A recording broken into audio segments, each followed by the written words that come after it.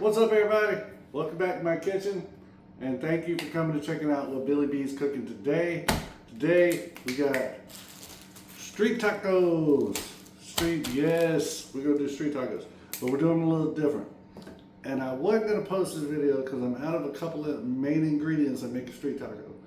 But last minute, stopped at a place, didn't have what I was looking for. I said, well, damn it, I gotta cook it anyway. What we're doing today, I have a ribeye steak here that I cooked yesterday. And we're doing an experiment too, right? So I made 2 ribeyes last night. I pan-seared both of them. One I had for dinner, it was delicious. The other, I vacuum sealed, and it's cooked perfect medium rare, 133 degree temperature, right?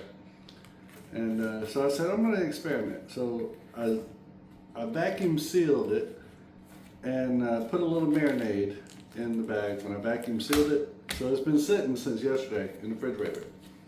So we're gonna sous vide this to 133 degrees again. Now, my thought process is after you cook a steak and you cook it perfect medium rare, the next day, how do you reheat the steak without overcooking it again? If you try to put it in a pan and get it back to temperature, you're gonna cook the steak more than what it was cooked, and you end up with a dry ass steak. You put it in the oven, even if you cover it in the oven at a low temperature, once you get to the temperature you wanna eat it at, you've done cooked it again. So my thought process is vacuum sealed in this bag. I'm gonna sous vide it to 133 degrees, which is a medium rare. So hopefully bringing it back up to the same temperature I cooked it in without cooking it anymore. We're gonna see if it works. So I already got my sous vide machine going.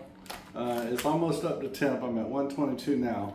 Another 2-3 minutes, it'll be ready to go. The 2 main ingredients I don't have for street tacos, and I know I'm gonna get a lot of flack for this, and I understand. I give me shit too. I don't have any limes. That's the key to a great taco. And I don't have any cilantro. I'm sorry. I know. I'd shoot me too. But what we do have, we're gonna work with, and I'm gonna try to make it just as good, right? So I had this amazing gourmet chipotle salsa. It actually said Casa Martinez, flavors of Mexico. It says right here, family owned, fire roasted gourmet chipotle salsa. Let's see if you can see that. I have had a taste of this already. Took a fork. This is delicious, and it's not spicy. This is the medium. So this is really, really good. We're gonna put that on for our salsa. Got some refried beans here. I know you don't really do refried beans with street tacos, but like I said, they didn't have limes or cilantro, so I'm like, let me do something else. Got our corn tortillas. You cannot be a street taco, or to me, it can't be a good taco, regardless if it's on the street or in a restaurant, unless it's corn. Corn tortilla is the best. Got some chopped onion, because that's part of it. That's great. I love fresh chopped onion. And this is another key, which most of the street tacos that I've had don't have cheese on them, but mine's going to.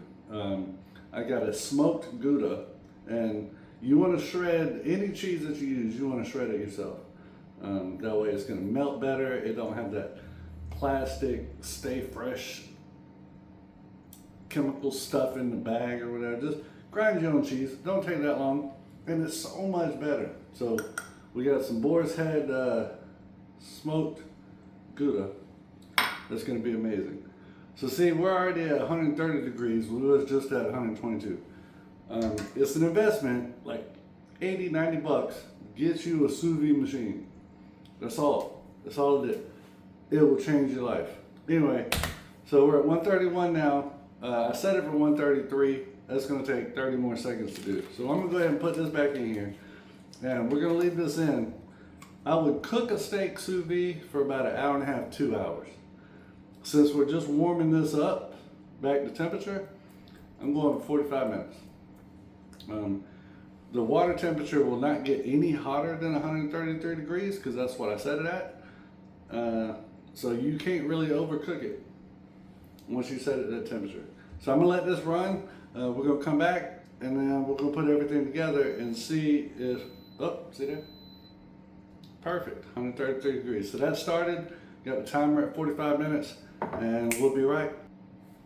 All right, the steak is done. It's been 45 minutes. Well, actually it's been 35.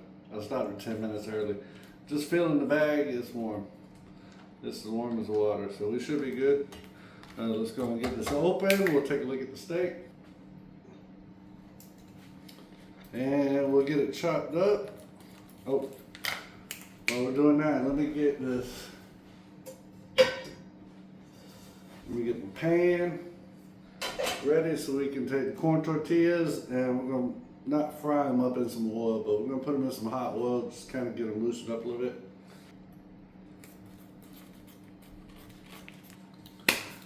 All right, we got the oil heating up in the pan. So let's go ahead and get this out and then we'll get it chopped up and ready to go.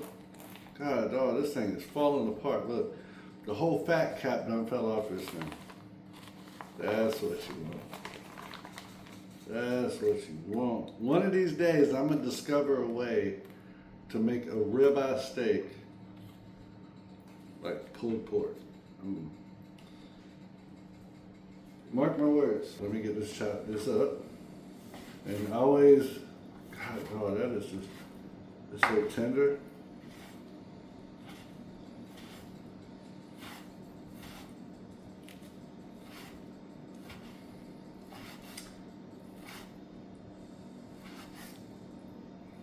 Always chop against the grain.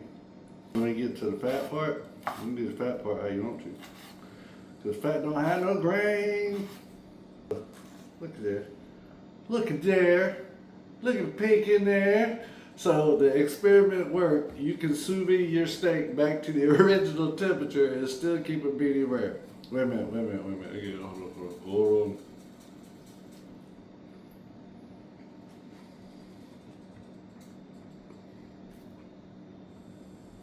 First thing I noticed, the texture is a little different.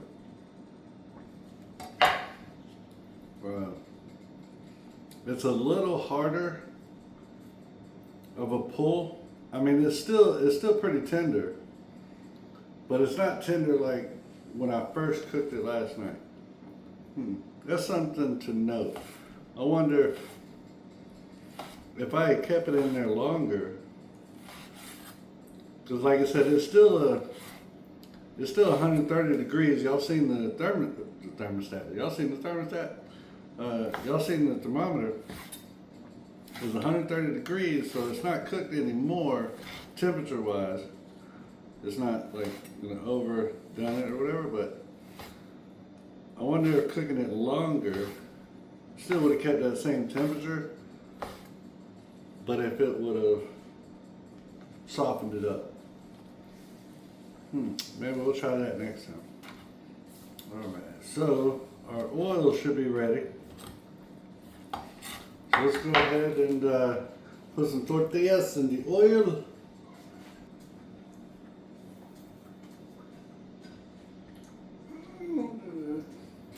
Don't do that. Edit that part. We're not cooking them or trying to fry them or nothing. We don't want them crisp. All right, we're back. We've got our tortillas that we've lightly fried in some oil. And then, so you want them still pliable, you know what I mean? So you can bend them into street tacos. So you get your taco, put you some meat in it. And like I said, they're little tacos, so this one steak's gonna go a long way.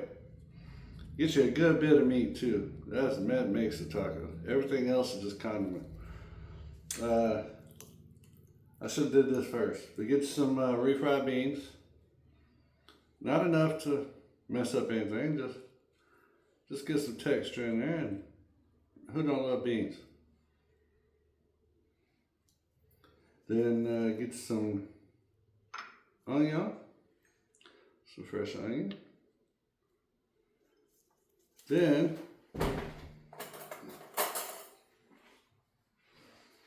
get you some of this amazing gourmet salsa. Be good, dabble of that on there.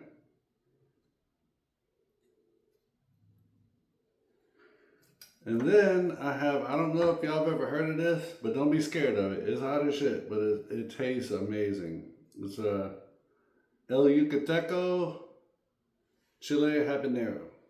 El Yucateco. I hope y'all can see that okay. I wish I'd have opened it before I showed it to you. But here we go. Alright, get some of your hot sauce on there. Go sparingly with this, it goes a long way. Like, for real, for real. And then get some smoked Gouda cheese. Do it like this here. Alright, so we got to plate it up, and I got to thinking, well, how am I going to melt this cheese? I mean, it's good, it's shredded up nice and fine, and it might be okay, but I can't put it in the oven to melt the cheese, because it's going to cook steak more. Can't put them in a pan to fry them, because it's going to cook steak more. All the shit will fall out. How am I going to... Gotcha. Hold up. Like this wasn't pre-set up or something. Anyway, let's go on. Let's go on and melt some cheese, baby. That's all you gotta do. That's all you gotta do, just melt it.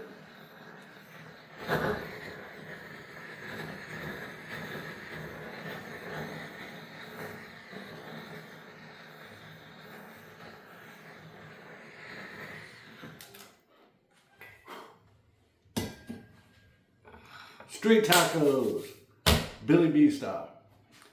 All right, so now we got a taste test, right? We got a taste test one. And I'm thinking this sexy devil in the middle might be the one to go with. Hey, it just slides right up. That is perfect.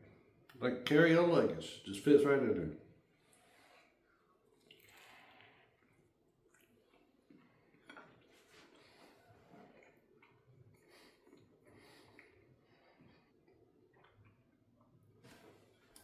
Oh my goodness. Oh my goodness. Oh my goodness. Hold on, I don't believe that. Hold on.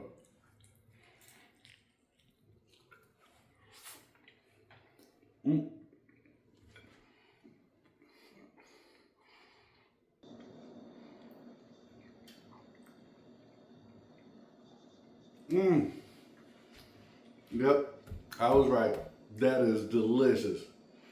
God, dog. Y'all gotta try this recipe. Medium rare ribeye street tacos.